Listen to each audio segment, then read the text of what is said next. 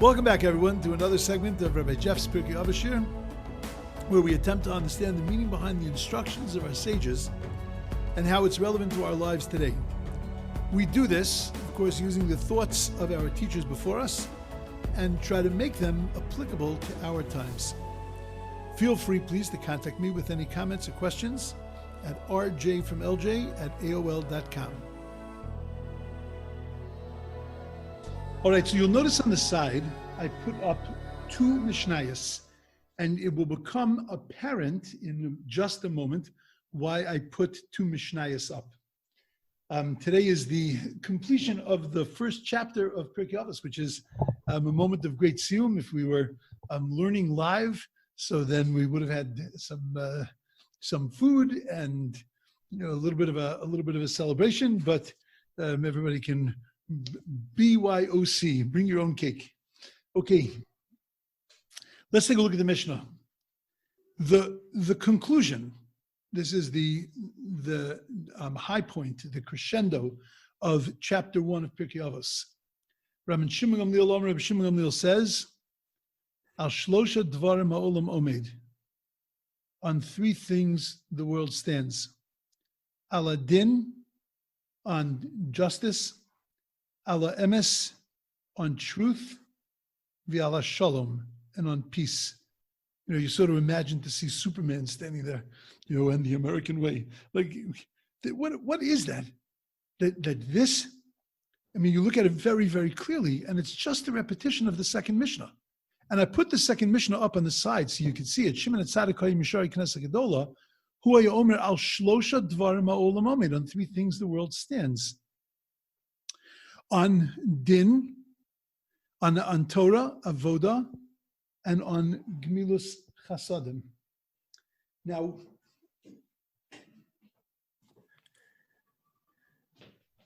it happens to be that there is another girsa of this Mishnah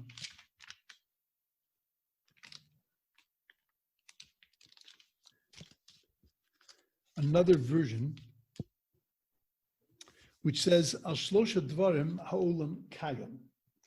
But the truth is that what I'm going to say today could be applied whether you read the Mishnah as Al Shlosha Dvarim Ha'olam Omed, on three things the world stands, or on three things the world is Kayam, the world exists. Either way, the question is huge. That the Perek of Pirkei Avos starts with three things the world stands on, and it ends with three things the world stands on. Why was it necessary for the Tana, Rabbi Yehuda Anasi, Judah the Prince, who was the editor-in-chief of the Mishnayos, why did he feel that these bookends were necessary? It seems really to be just a repetition.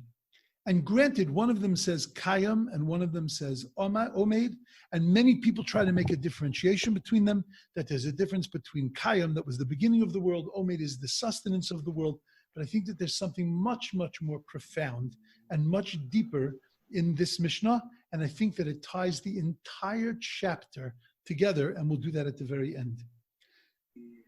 Okay, so what exactly is this Mishnah teaching us that we don't already know? And why are the words different, din, shalom, din, emes, and shalom, from Torah, Avoda, and Gmilus Chasadim? What is it that we're waiting for in this world? We're pining away for Geula, for the redemption. When we talk about the redemption, we talk about the ultimate Geula, the ultimate salvation of the Jewish people. We're talking about the first stage of that redemption, which is Yemei Mashiach, which is Messianic times. When we're waiting for Messianic times, we're waiting, of course, for the advent of Mashiach, but it's not the Mashiach itself that is the center point and the critical thing that we're pining away for. It's really what Mashiach does. It's what Mashiach means, what he does, what he's going to bring into the world. And that with Yemei Mashiach comes a clarity, comes a Gilui Hashchina, comes a revelation of the divine presence. And the greatest place that that divine presence becomes manifest is in the Mikdash, is in the temple. And really what we're pining away for is the rebuilding of that Beis HaMikdash, with all of its implications, with everything that it means for us and everything that it's going to do for us. We know that the Beis HaMikdash was the place of Hashras Hashchina. It was the place of where the divine presence entered into this world. We know that in the Aron, in the ark, on top of the ark were two cherubs, were two keruvim, facing each other, one with the face of a boy, one with the face of a girl. And it was Davka, the children's faces. From the center came and emanated the divine presence, the Shechina. Because the divine presence comes into this world through the Hevel Piyam Shel Tinokas B'Shel Beis Rabban, through the beautiful sounds, the pure sounds of the Torah of children. That's the connection between us and the Shechina. That's the place of the embarkation of the divine presence into this world. The Mikdash was a place where there was Asara Nisim. There were 10 miracles every day. The Mishnah, which we'll learn much later in Pirkei Avos, talks about the 10 miracles that were done. And it was a place where you felt the presence of God. The reason why when we go to the Kotel today, we feel this incredible feeling is because we're feeling the remnants of the Shekhinah of the divine presence, which God promised through the prophets was never going to depart the Jewish people and was never going to depart from behind the Kaisel, from behind that wall. Whatever that means in a real sense, what it means is that when we go there to the place of where the temple once stood, we're still feeling those sparks of Kedusha, those sparks of holiness. You know, if you've ever been to the Tayelet in, that overlooks the Mikdash, that overlooks the old city, and you stand there on the Tayelet, and you see what Avram saw. When Avram Avinu came to the mountain to do the Akedah, and in the time of the Mikdash, any of the Jews that were coming from that direction to be Ola Regel, they would come and they would see the whole silhouette of the Beis HaMikdash. They would see the silhouette of the mountain. And what they saw a pillar of smoke that was coming from the Mizbeach and that was going all the way up to the sky. The pillar of smoke was literally a pillar, and it didn't deviate not to the right or to the left, no matter what the weather was like in Yerushalayim, no matter how the winds were raging, no matter how it was raining. The pillar of smoke emanated from that Mizbeach 365 days a year. When you saw that, you saw God. You didn't need any discovery programs. You didn't need any kind of curative movements. You didn't need anything. You just went to the Mikdash. You opened your eyes and you saw God. You saw the Hashras Hashchina. You saw the divine presence resting over the Jewish people. The temple was the place called the Makam HaChibur. It was the place of attachment between Olam Hazeh and Olam Haba, between this world and the next world, between our world and God's world. It was a place that was God's dira b'tachtonim. It was God's dwelling place here on earth. That's what we're pining away for. That God, we're waiting, that our eyes should see you coming back to berachamim to Tzion, with mercy to Tzion, and to give us that building, to give us that mikdash, but not the building, to give us the hashras hashchina, to give us that divine presence so that we can be enveloped in the presence of God. What are Torah, Avoda, and Gemilus Chasadim? Al Shlosha Dvarim Ha'olam Omed. Those are the three vehicles for hashras hashchina, for the divine presence to come into this world. Through Torah, through which we say is the word of God, we'll talk about more in a second, through the masa karbanos, the actions of karbanos, of sacrifices, and through Gemilus Chasadim, which represents the achdus, the oneness, the connection of the Jewish people, that's how the Shekhinah, the divine presence, rests in the world and rests over the Jewish people. Shimon HaTzadik saw the rebuilding of the Beis HaMikdash. He saw the reinstitution of the Kedusha, of the holiness and the sanctity, albeit different than the first temple, not with the full Hashra'as Hashchina, but nevertheless he recognized that the temple was the basis. Al Shlosha Dvarim HaOlam Omed, he said. On three things the temple stands.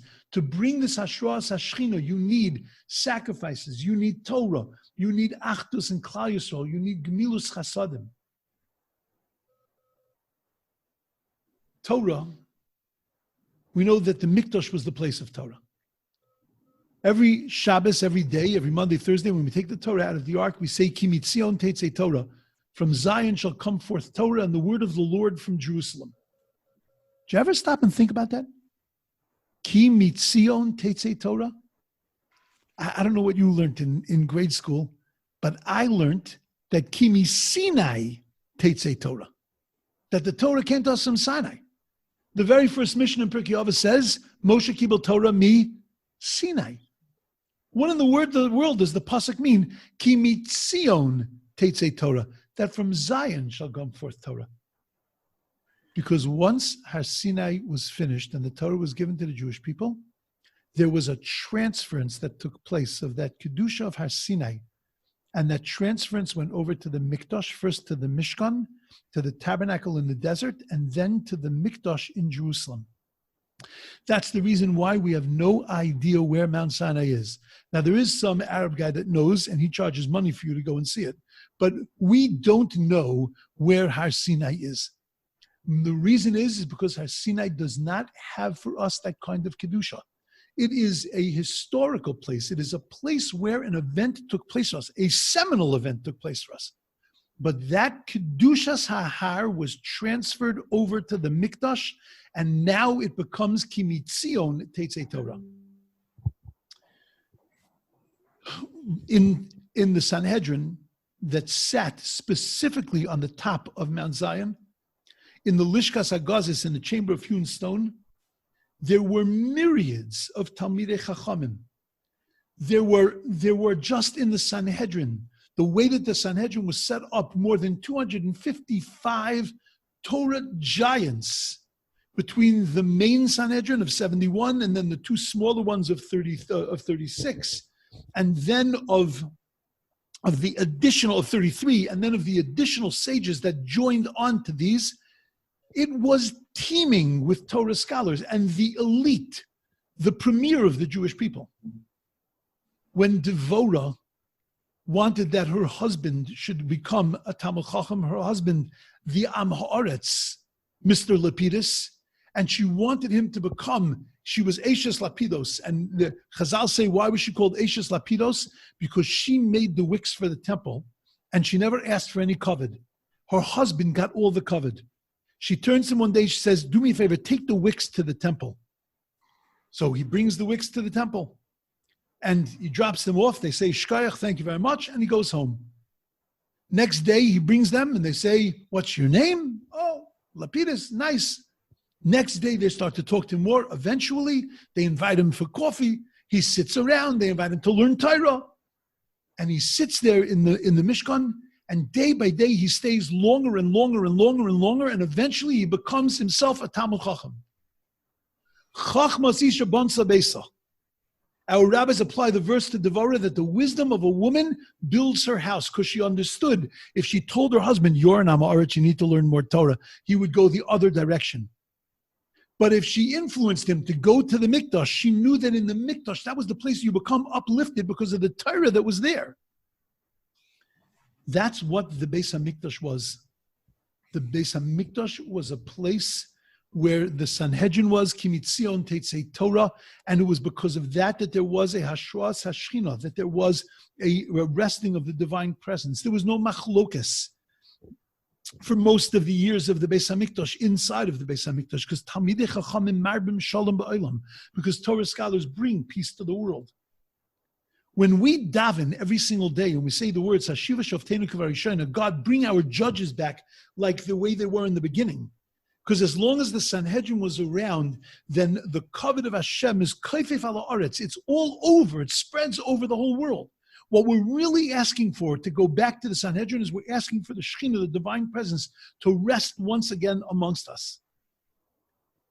Because God, who speaks to us through his Torah, davening is the way we speak to God. Torah learning is the way God speaks to us. And when God speaks to us, the divine presence, the Shekhinah, comes down and rests on us. The Mishnah later in the next Perek in Pirkei Avos is going to talk about when 3 people are sitting and learning, when 5 people are learning, when 10 people gather together. The Shekhinah, the divine presence, rests amongst them. Because when we're learning Torah, there is a Shekhinah, there is a divine presence. This is what Shimon HaTzadik understood. Al shloisha dvarim ha'olam omed ala Torah. Torah is the first installment. It's the first leg of the tripod that brings the Shekhinah, that brings the divine presence. The second leg is Avodah. Avodah is the Iker Tachlis, the main point, the whole purpose of the Beis HaMikdash. We know that the word carbon, sacrifice, is karav, is to draw close.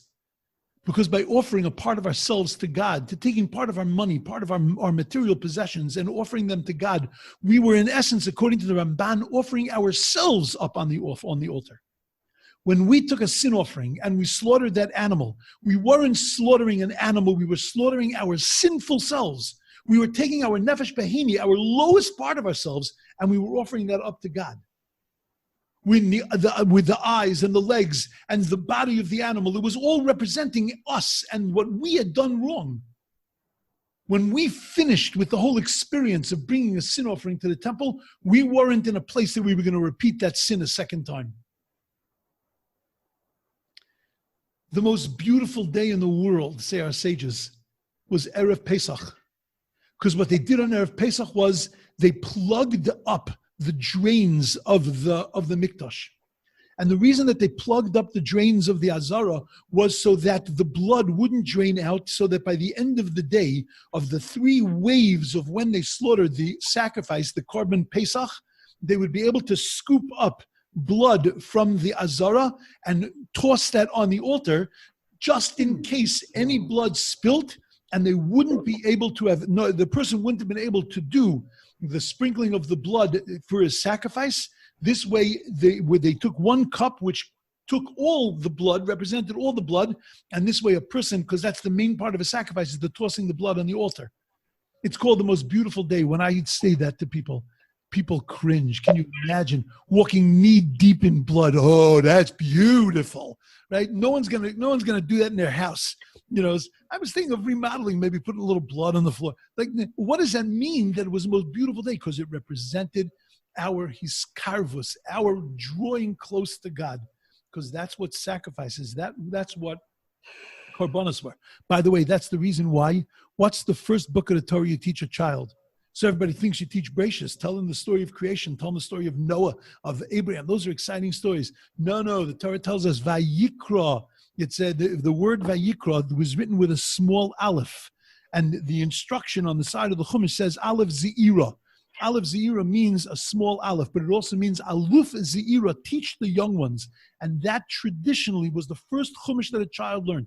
You know why? Because when a 6-year-old learned about sacrificing animals, a 6-year-old learns about slaughtering animals, a 6-year-old goes, especially a 6-year-old boy, wow, that's so cool. Now, a 40-year-old lady hears that and she goes, oh, that's disgusting. What's the matter with you? You slaughtering animals. When an older person listens to that, says that, what craziness. You're killing animals for what reason? You're just wasting the world. But when a kid hears about it, it sounds amazing to them. And then as they become older, it's something that they have already assimilated, that there is this concept called korbanos, this concept called sacrifices. Sacrifices is what we pray for. Barring the Rambam's opinion, we are praying for that moment that sacrifices return to the Jewish people, because that's the center of the Hashra Shechina. It is the vehicle that the divine presence came to the Jewish people. When Shlomo Melech built the Beis HaMikdash, he spent 2 weeks. They didn't fast that Yom Kippur of the year they dedicated the temple, because there was a massive party a barbecue for 2 weeks. Could you imagine? And they were fressing butter. I mean, you sometimes wish back for old times. Like, it sounds amazing. And then it says that they came home and they were smeichim v'tuvei lev. After this whole party, they came home happy and of good spirit. So Rashi, based on the Gemara, explains that the reason is because they had just experienced Hashras Hashchina. They had just seen the divine presence, which made them happy. So the commentaries ask, wait a second, how did Rashi know that they experienced the divine presence? It doesn't say that. It says that they sat in the mikdash, they sat in the temple. How does Rashi know that there they saw the divine presence through all the sacrifices? So I heard once a very beautiful explanation from my Rebbe, that the reason that Rashi knew that they were happy is because they had many of them traveled for 2 weeks back from Jerusalem to their homes. They traveled by cart, not by jet. They traveled with their whole family, all their children. Rabbi used to say, what's the biggest oxymoron in the world? Family vacation. Right? They were traveling with their family. They were going back 2 weeks in the rainy season. This was after Sukkot, so it was in the rainy season. They get home with all their cows, all their sheep, with the kitchen sink was with them. They finally get home and they're still happy. The only thing that could have brought them that happiness is that they were nana miziv hashchina, that they derived pleasure from the divine presence. Because that's what happened in the temple. With the Torah, with the sacrifices, there was hashras hashchina. And there was a third leg. And the third leg for hashras hashchina was gemilus chasadim. Was Jerusalem, as we mentioned, was, as it says in the Shir HaMalises in Tehillim, it's an Ir Shechuber LaYachtov, it's a city that drew us together. There were so many miracles, not for individual Jews. The miracles in Jerusalem every day were for the klal, were for the whole Jewish people, because we had practiced this Gemilus Chasadim. We would stand inside the temple. It says Omdim Tzfufim. We would stand crowded, so crowded that you couldn't even move your arm, that people would have to shift in order for you to be able to move your arm. You were so packed in. But when it came time, when you heard the ineffable name of God, and it came time to bow, Mishtachavim Revachim, we would spread eagle and we would lie down on the ground, and there was room for every single Jew to spread. You know why? Because when you're omdim tzvufim, when you're standing worried about you, so then there's no room, it's tzafuf, it's packed. But when mishtachavim, when we bow to each other, when we give space for each other, then revachim, there's plenty of room. That's what Jerusalem was. It was a place of plenty of room. It was a place of bracha. It was a place of ashras hashchina, of divine presence, because of the kindness. No one ever couldn't find a place to be for the holidays. Imagine, all of Israel came into Jerusalem for the holidays. They didn't have these massive hotels, right? The Waldorf wasn't around yet. So where did they stay? They stayed with people. There was never a person that went to Jerusalem and said, I can't find a place to stay. There was always enough room. It was like the walls of Jerusalem expanded, and expanded because of the divine presence. And the divine presence was brought because of Torah, because of sacrifices, and because of Gemilus Chasadim. And this is what Shimon HaTzadik was teaching us at the very beginning of this chapter, that when there is Hashras Hashchina, we have, the world stands, the world exists. But then the temple was destroyed. Then there was Churban Bayis. And there was no longer Kimitzion Teitzei Torah. There was no longer Avodas HaKorbanos. There was no longer Gemilus Chasadim. So comes Rabbi Shimon ben Gamliel, and Rabbi Shimon ben Gamliel says the world has changed, but not the principles. It's just that those principles now and those methodologies to bring the Shekhinah, the divine presence, have to be readjusted. When the temple is around, it's the pure Torah, it's the study of Torah, it's the hira'ah, it's the teaching of the Torah, it's the paskening, it's the way, the whole Sanhedrin. That's what brings the Shekhinah. We don't have that anymore. But now we have din. We have the laws of the Torah. We have the living of the Torah. We have the dinim of the Torah. We have the discipline of the Torah. And when we live by that, that brings the Shekhinah, that brings the divine presence into the world. We no longer have Maisa Karbonis. We don't have the sacrifices. But we have Tefillah. We have Tefillah, which brings us closer to God, which lets us see His emes, which lets us see His truth in the world. By declaring our relationship with Him, by declaring our belief in His presence, by verbalizing His presence in this world, by verbalizing His truth. We know Chosmo Shel HaKadosh Baruch Hu Emes, the seal of God, the signet of God is truth. That's the way we see Him in the world. The more we talk about His truth, the more we see His truth. We won't see it through sacrifices. We won't benefit from the Hashras Hashchina, from the divine presence that comes through sacrifices, but we will benefit from it the more we reaffirm our belief in His truth and our ability to be able to see His emes, His truth in this world. V'ala Shalom. We no longer have the Gemilas Chasadim. We no longer have the Ir Shechuber LaYachtov. We no longer have that city that draws us together. We don't have that place that brings us together. But we still have an ability to be able to make shalom. We still have an ability to be able to make peace and to bring love to each other. We still have an ability to be able to be ma'ached, to draw us together. And it's through that achdus that we have the ability to be able to be mashra the Shechina. Yes, says Rabbi Shimon ben Gamliel, the world changed. But what it stands for, that didn't change. The methodology how to bring the divine presence changed. It's no longer Torah, Avodah, Gemilas Chasadim. Now it's in the guise of Din, Emes, and Shalom. But in a world bereft of a temple, we still have that ability to be able to bring the divine presence and to feel that Hashras Hashchina in our lives. And that's why Rabbi Shimon is not repeating what Shimon HaTzadik said. He's applying it to his generation. And then I looked at this and I said, wow. Who edited the Mishnah? His son, Rabbi Yehuda Hanassi. Just like every one of these rabbis was speaking to their generation, Yehuda Hanassi was speaking to every subsequent generation from him who was going to open the book and learn Pirkei Avos. And he turns to every subsequent generation and he says to them, what's the message I want you to get from chapter 1 of Pirkei Avos?